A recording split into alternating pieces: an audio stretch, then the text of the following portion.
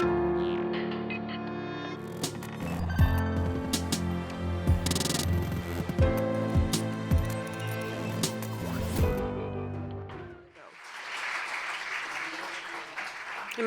are you here?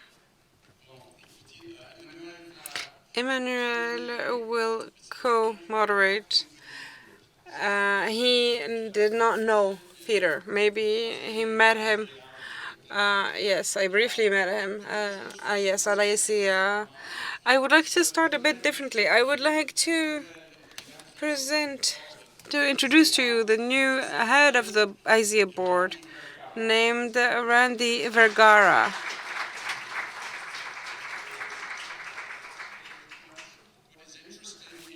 Organization. There's a transition period between the previous management and the new management, and she's a mistress of tempests and storms. And so welcome. Thank you so much for assuming the position. And I think you'd like to correct a mistake I made this morning. Yes, as usual. Let's start with that. So thank you, everyone. And what I need to announce is that IZEA 2024 is going to be in Brisbane. And I want you... In Australia. And I want you to meet the big head of IZEA 2024, Gavin Said. Thank you. Hopefully I don't have such a big head. So I'm not going to say very much. I'm very honoured to be here and that IZEA is coming to Brisbane in Australia next year. And I just want to invite you all to Saturday to the handover ceremony where you'll get to hear a little bit about our plans for 2024. So that's in this room at 12:45. So otherwise, if you see me around during the week, please introduce yourself and tell me all about your thoughts for next year. Thank you. But before you finish, IZEA 2024 is being held in a city that doesn't exist in Wikipedia. Go ahead. What is the name of the city? Brisbane is the Western name. You'll see on some of the materials around that we're describing it as IZEA Meanjin, which is the a Yagara name for part of the city. I'll talk more about that on Saturday. So we do have quite a focus on First Nations and electronic art as part of our theme. Thank you. First Nations and electronic art. Okay, so je vais parler en anglais. All right. I'm going to speak English. I am bilingual. I apologize. I dream better in French, but I will be speaking English for this international audience. It is a special moment when we remember Peter, a founding architect and designer and dream driver of our shared communities of practice. We all belong to different villages, but some people connect the villages together. He gave us hope and regrets in unequal measure. So we've chosen to do this remembering of Peter in a way that maybe he would have liked. Could I have the slide? Est-ce que je peux avoir le diapo? No. Okay. So that is Peter Weibel. And yes, that is lipstick on his belly, on the t-shirt on his belly. And someone in the audience, I forget where she is, just emailed me that picture of Peter Weibel. I think that's how we should remember him. I will be beginning by reading out an obituary that our friend and colleague Jürgen Klaus, a close friend of Peter's, wrote that we published in the Leonardo publications. I'm pleased to announce that Jürgen came out of hospital just today, and I was very worried that in this discussion, Jürgen would also be someone we had to disremember. So, Jürgen says, it is said the birth of a human being is embedded in cosmological determinations. The born is predetermined by genes. German poet Gottfried Benn blamed this on the remotely determined "you must" in a much-quoted poem. Just two things remain: emptiness and your cursed self, branded like Cain. Peter wanted to be marked by destiny. Okay, I have to slow down. I know in the audience we have some refugees from Ukraine. Dinah Aidenschenker and Leonardo has been doing special issues of Leonardo with the refugees from Russia. Peter had internalized and never talked about his Russian-German mother's flight with him and his brother across war-torn lands to an Austrian idyll to read. The family, if one can speak about that, was destroyed.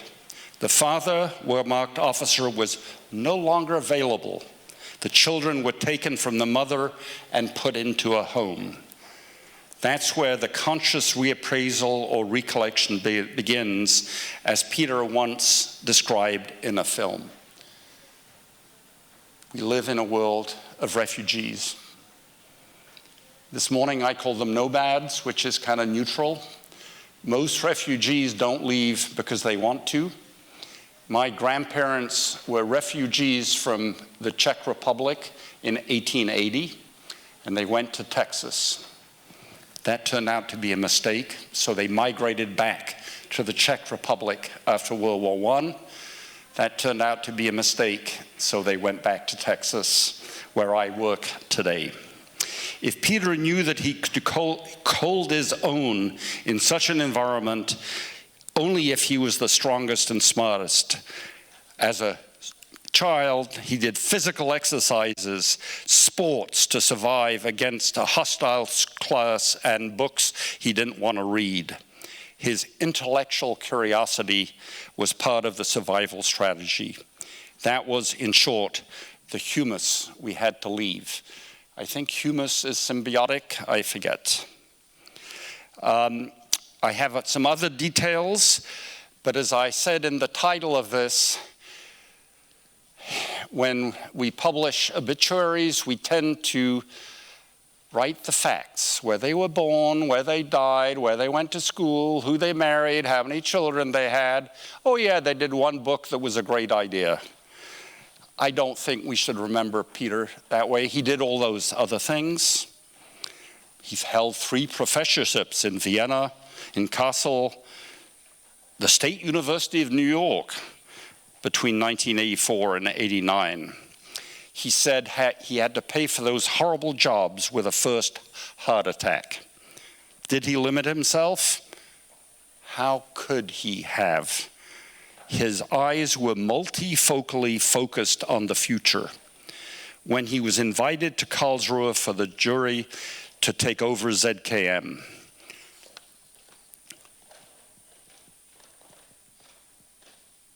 okay, I'm not going to read some of these other sentences. Peter looked into the ugly grimace of history. He saw the murderous war in Ukraine beginning in his native town of Odessa. He was not spared to see the beginning of his life in the mirror of violence at the end of his life.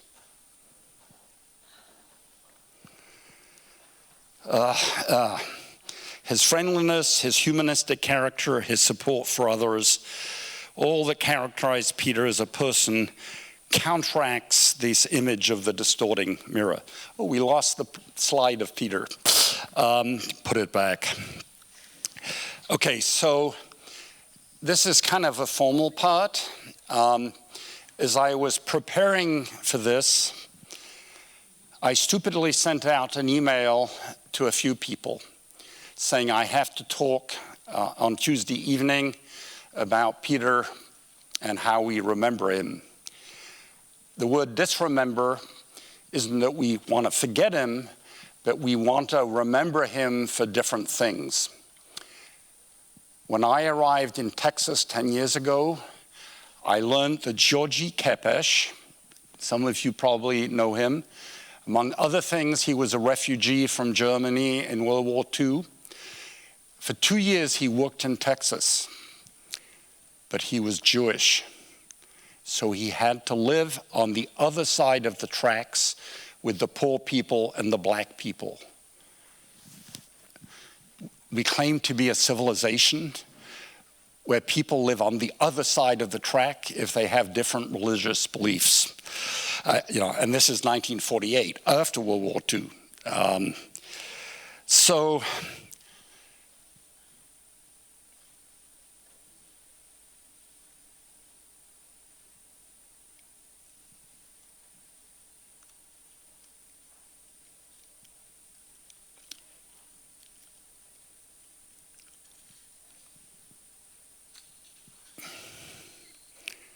So as I said, by mistake, I sent an email to some friends. Did they have any memories that they wanted to share with me? And I got email diarrhea back in 2 days. So many people sent me their memories. I'll read you one by Krista Summerer and Laurent Mignonon a little bit later in the session. Anyway, does anybody in the room want to mention a memory they have of Peter? And I know this is an awkward way, but I think we should remember together, and not the facts about his life, but what I called anecdotes or funny memories. So Emmanuel did not meet Peter, so he's not going to speak. Would anybody like to say a few words on their memory of Peter?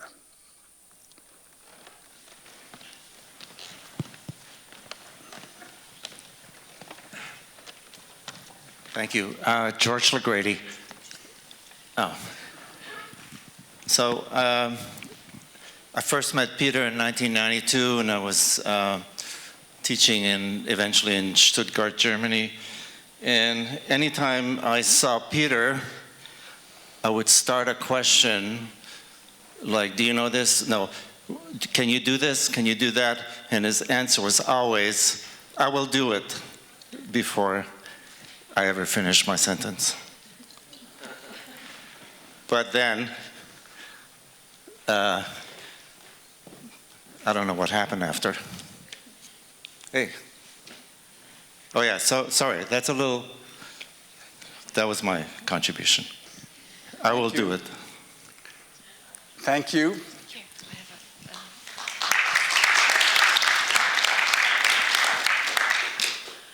I met, en français ou en anglais? N'importe quoi. I met... En allemand, si vous voulez. Mais non, pas allemand. I met Peter at Zoet, the experimental film festival in Belgium, in 1976. And we remained friends until the end.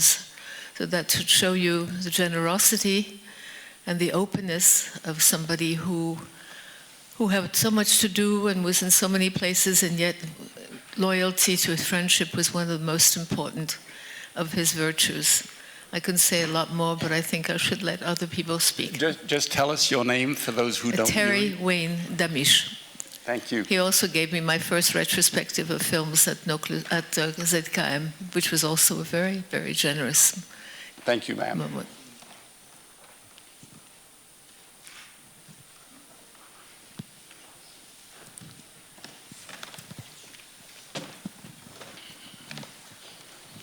Hello, my name is Daria Parkomenko, and I know Peter from 2010 when he was visiting Moscow, my lab in Moscow. And since that time, he became like my mentor, and we had that invisible dialogue all the time. Every time he was visiting Moscow, me was coming to ZKM.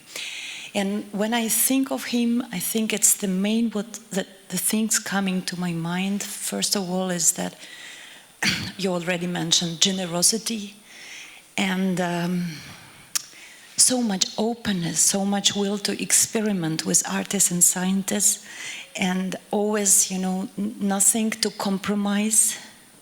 And what he always taught me, like, believe in what you do and do it completely to the end of your life. Like, you should really live an honest and with a lot of beliefs in what you do. And I came last year to Germany because of his invitation to ZKM, and that was an incredible experience for me. So he really was my helper. Doesn't matter of anything. He was really helping all people. Doesn't matter, are you Russian or you are Ukrainian? And not only. Doesn't matter. Only people means for him. And I also don't want to take too much time, but I wanted to say that I am, to my life, he is such an important human being that I will believe him all my life, and I really want to continue his parts in art and science and what he was teaching us to combine and not really to choose art or science, so it's all together. Thank you.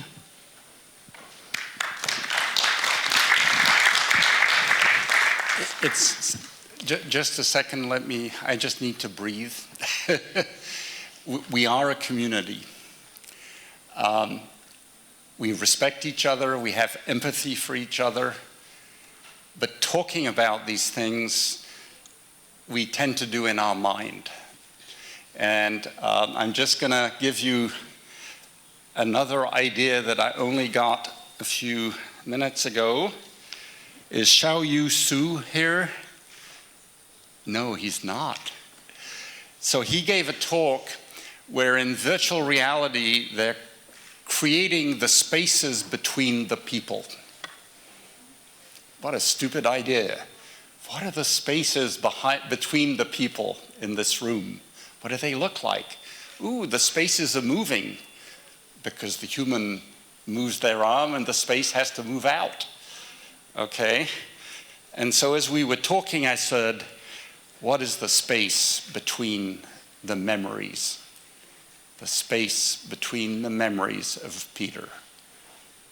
So, ma'am, we'll give you the microphone. Please share with us your memory. And just start with your name, and you can speak in English or French or any language that Peter spoke. Je vais parler en français. I will speak French. I did not know Peter very well. My husband, Edmond Couchot, was very good friends with him. And Peter's generosity in this friendship was great. In 2018, he had an exhibit about technological art in the 20th century. And Edmund, he knew Edmund from the Cynicism era. And he, quote unquote, forced him to bring his machines that were no longer working and that Edmund did not want to show. He convinced him. Digital archiving, he convinced him in a generous and friendly way. And they're all over there. He brought them back to life thanks to his wonderful workshop and his engineers. And thanks to him, we were able to see these machines again, these machines that hadn't worked in 50 years. Thank you to Peter Weibel. Thank you. Thank you, ma'am.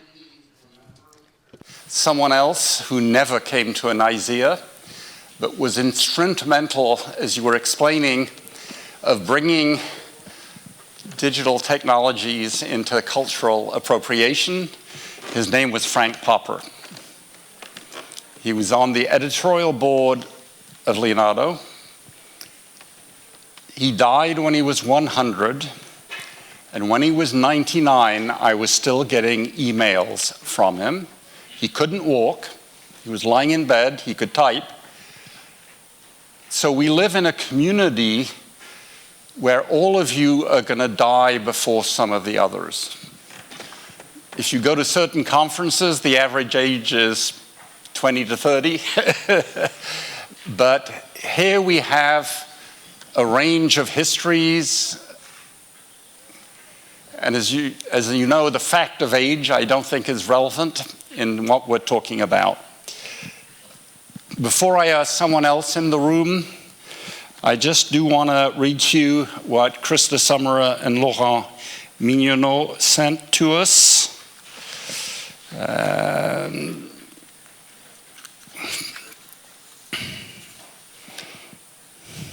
So they sent this email at midnight last night. Dear Peter, you've been our teacher, mentor, and artistic father. Funny how our memories overlap. Thanks to you, we were able to discover so many topics and to trust in ourselves to create artworks that expressed what we felt. You were incredibly generous, helping others, believing in them, pushing them forward. Being part of your exhibitions was an intellectual experience, not a commercial one. We admire you and miss you. Love, Krista and Laurent.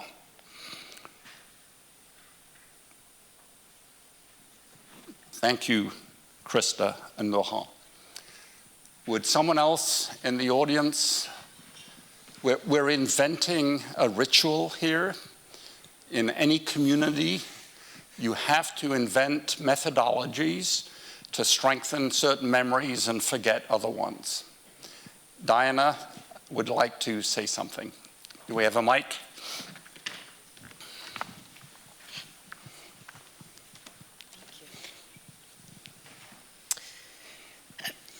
I'm Diana Aiden-Schenker, CEO of Leonardo.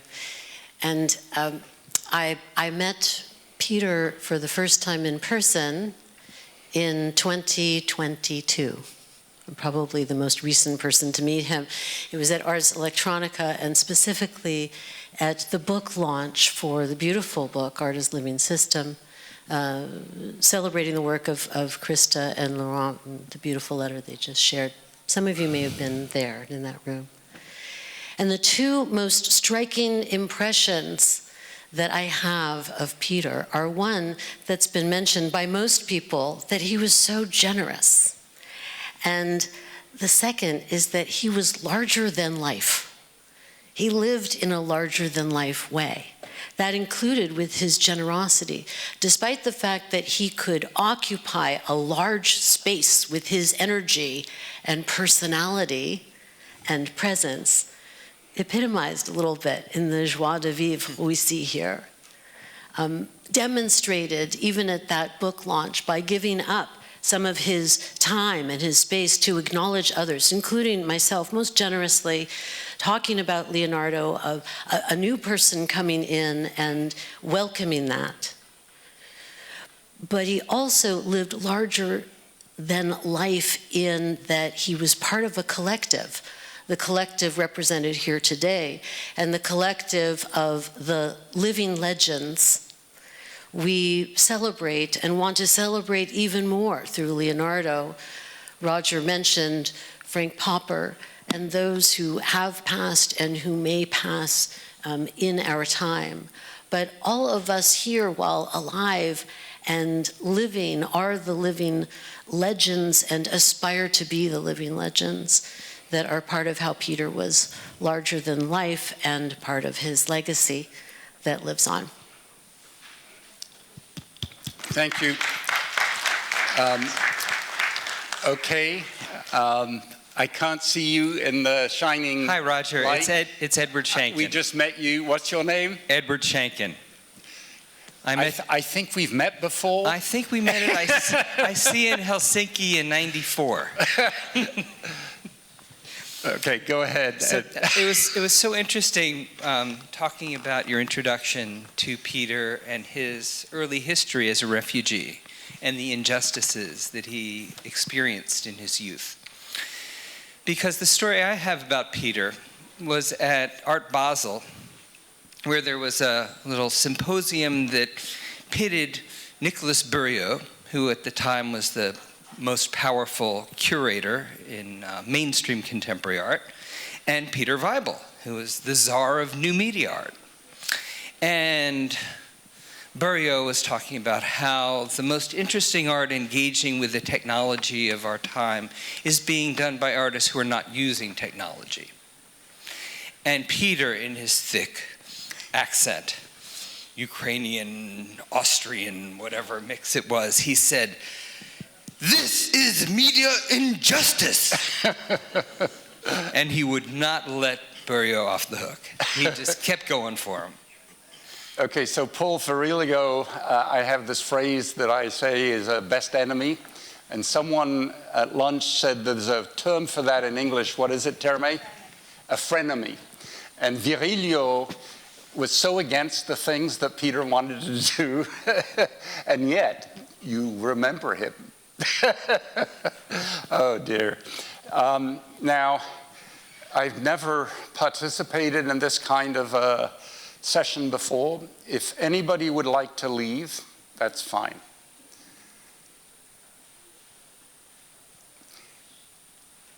Okay, I'm now going to tell a joke.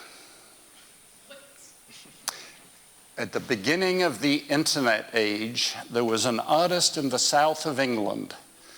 Can anybody remember his name? See, he died and we didn't remember.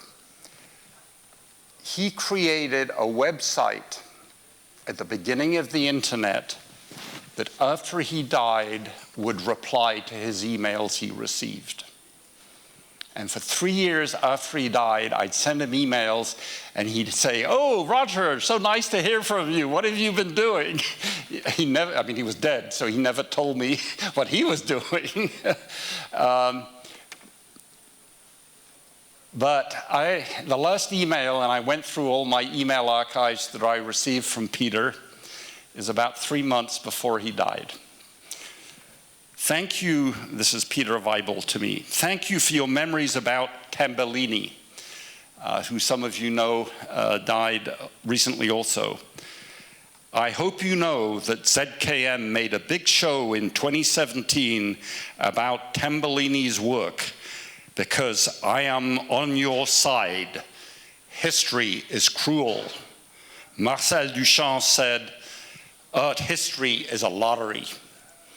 I think he was against art historians. And you are right. We should not forget people like Tambellini. Therefore, I did the show about Aldo Tambellini. How do you do? Here I am reading this email 2 days ago. Do I reply to him? Please take care and be corona aware. Yours, Peter. That was the last email. And those of you who knew him, I'd urge you to go through your email archive and find the last email you received from him. And I think you'll find written documentation of the disremembering that we're all doing at the moment.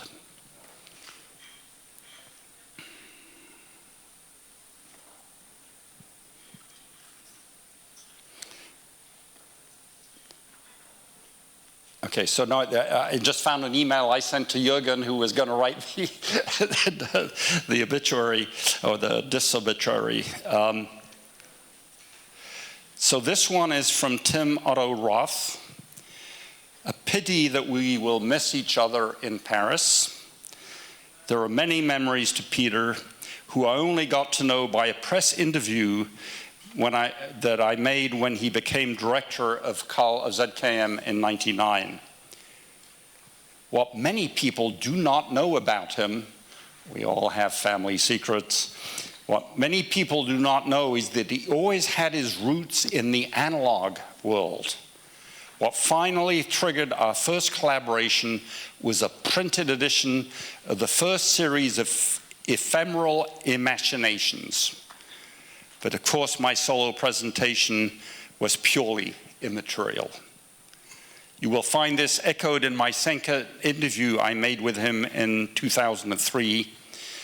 Peter said, "As someone who's been socialized to deal with historical images, I have purely subjective emotional difficulties with digital images. Until I was 18, I saw images only as pictures in books, as television or newspaper images. Thus, I never got to know art in the form of originals, but mostly images of copies of originals. I can only enjoy the aesthetic and sensory stimulus of digital image through a processing and abstraction performance produced by the brain." Is the brain digital? Not yet. I do not then switch on my eyes, but my brain. Normally, the eyes show the brain what it should see, not what it can see. With me, it's the other way around. This is due to my deficiencies and defects in my socialization. I come from a different generation that simply grew up with images of paintings. I'm sorry, I think he was anti-digital art like Virilio was inside his brain. So, and he sent me links to this interview that he did with Peter. So, anybody else? And we do not plan to use the full hour for disremembering Peter.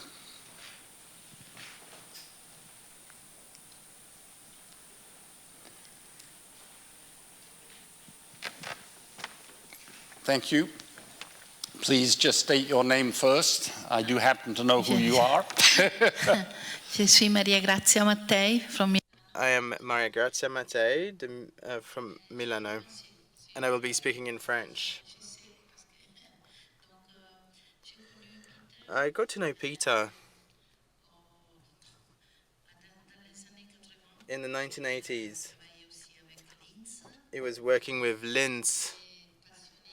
I was passionate about these new worlds, and we talked a lot in Linz. And then afterwards I continued working thanks to him, without necessarily meeting him in the years to come. And it was only last year that he sent me an email.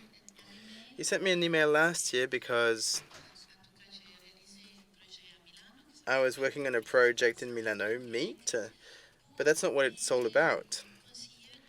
He wrote to me because he wanted me to meet Laszlo Barabasi because he was presenting an exhibition at ZKM, and I went there and I wanted to meet him because that's thanks to him that I met Barabasi and others as well. I was very surprised as well because I had seen him once, but it was an extraordinary encounter. He has all the energy in the world, and he finally arrived at the bar, and we had an amazing encounter at this bar at the ZKM, and I was very pleased that I got to go to that exhibition, and I was very pleased that I was able to do it before him passing. So I will continue to work on these subjects. Thank you so much. Thank you. He was an extraordinary source of inspiration. Thank you. Maybe we could do a little exercise in memory networks. You just mentioned Laszlo Barabasi. Does anybody remember Laszlo Barabasi? He is the researcher that led the development of the science of complex systems. One of his postdocs was Max Schisch. Is there someone here that works in Max Schisch's lab? Okay, I'm trying to do a network of memories. So I knew Peter, I knew Laszlo knew, and Laszlo was from Hungary, and so there's something a little bit strange about Central Europe. It has a history. The borders keep changing over the centuries, and so the refugees keep going to different places. And I don't want to go there because, anyway. So who else knew Peter that's not here today? Go ahead.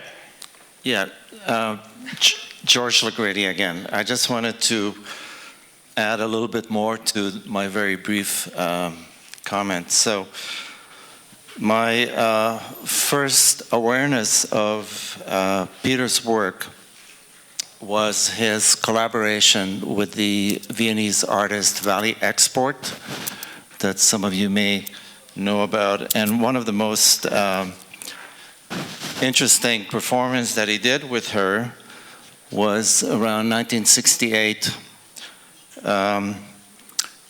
Valley took Peter for a walk in downtown Vienna. And the only odd thing about it was that Peter was wearing a dog collar and had to walk on all his fours as she walked him through the downtown section. So that's one thing, one memory that kind of stood out. The other thing is his amazing encyclopedic publications. First of all, a book about artists and scientists in the Austro-Hungarian Empire. More recently, maybe 5-6 years ago, a book, an exhibition he did with Bruno Latour. And there's a number of others. If you go through the bibliography, you'll find them. They're very thick, amazing publications. So when I heard that Peter was going to retire, I wrote an email to him. I think it was in December of this past December. And I asked him, Peter, what are you going to do now if you are going to retire? And his answer was, well, I'm going to move back to Vienna, and there's other things that I'd like to do besides art. Thank you, George. Okay, I am running out of emotional energy. I don't know, I didn't know a battery had emotional energy in it. And so I'd like, as was mentioned by someone, my first career was in astronomy and astrophysics. We observe the world, but we don't meddle in it. We never take a planet and change its orbit. Not yet, Elon Musk. Sorry. Let me make a few astronomical thoughts. The digital computer was invented less than 100 years ago. But we're beginning to find out that it's changing human culture as fundamentally as the invention of fire. I was discussing with someone, maybe monkeys use fire to throw things at each other, but I don't think they went camping in a cave with fire in the middle of winter.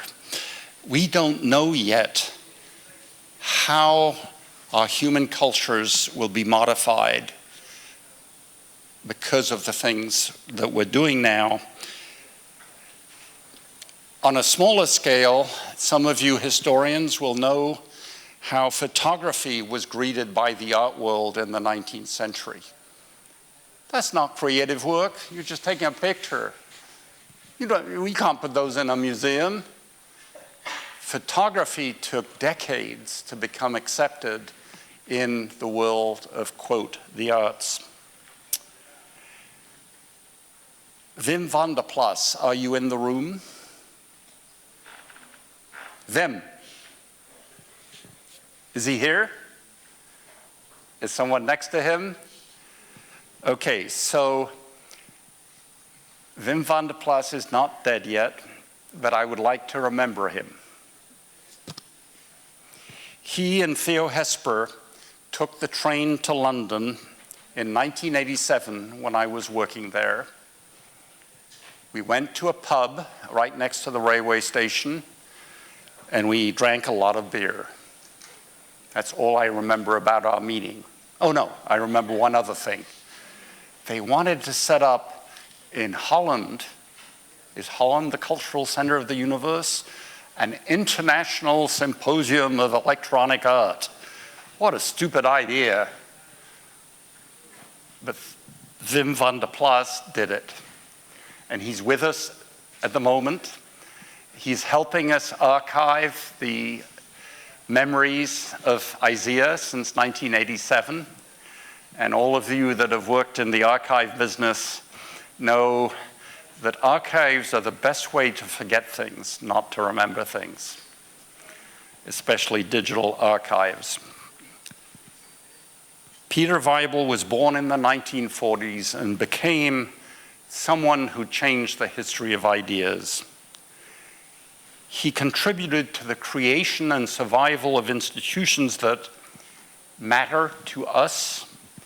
I remember in the early juries of Ars Electronica, Peter was a ghost in the machine. We always ended up having coffee with him, and he always said, "You made a bad choice in that jury. You should have picked this person." Talk about creative arguments with Peter. So he wasn't on the jury, but he was setting up across the river. Anyway, some of you know the history better. ZKM. Okay, I'd like to remember, and I think, Tara May, don't help me on this. As Diana mentioned, we're trying to figure out how to remember people before they die. Right now we're calling that Leonardo Legends, but we don't want an international academy of white men. How do you remember, how do you create the memories before someone dies? Well, you meet them. And that's what we're doing here. We had this amazing lunch today where we met 3 passionate, energetic, ambitious people. So next month in Paris, we will be remembering Stavros Katsanevas, who died just recently after Peter. I knew him as a high-energy physicist. Talk about an esoteric profession. He did things at CERN with atom colliders. He wanted the world to explode. No, he wanted to make energy in different ways. But then he became director in Pisa, Italy, of all places, of the Virgo Observatory, the gravitational wave observatory in Pisa, Italy, about 1 kilometer where the Leaning Tower of Pisa is. Boy, memories go in circles. I think someone threw something off the Leaning Tower of Pisa, or maybe that's a myth. So Stavros Katsanevas started this artist in residence program in Pisa, Italy, at this high-energy physics gravitational world observatory. I remember Lillian Lin was there. We should remember her too. She's not here among us, but she's very active. So as I mentioned, we forgot to remember Frank Popper before he died.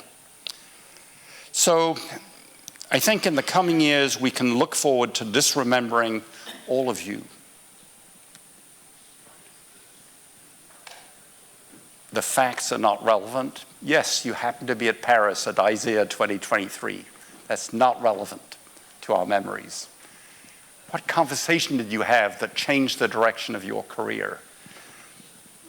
Did you start with intellectual dating and then end up marrying someone? In the history of this community, there are some famous couples. Helen and Newton Harrison, the first eco-artists. He died recently, she died 3 years ago. they had done 50 years of eco-art. The Carasso Foundation would have been all over them 50 years ago. And then finally, when I was 8, I met someone who's not dead yet. Her name is Vera Molnar. She is 98. She just had an exhibit at the Venice Biennale. All you 20-year-old artists, you've got 58 years to be in the Venice Biennale, like Vera Molnar. So let's disremember Vera before she turns 100. Thank you. Let's stop here. And how does a group like this invent new kinds of rituals that make sense in the digital age? We published a book by Ken Kohlberg called Tele-Epistemology. How do you know things at a distance? Is Peter really dead? The internet said so. Peter, please walk into the room. How in the future decades, in the digital age, do we remember differently than what's in the archives? Thank you.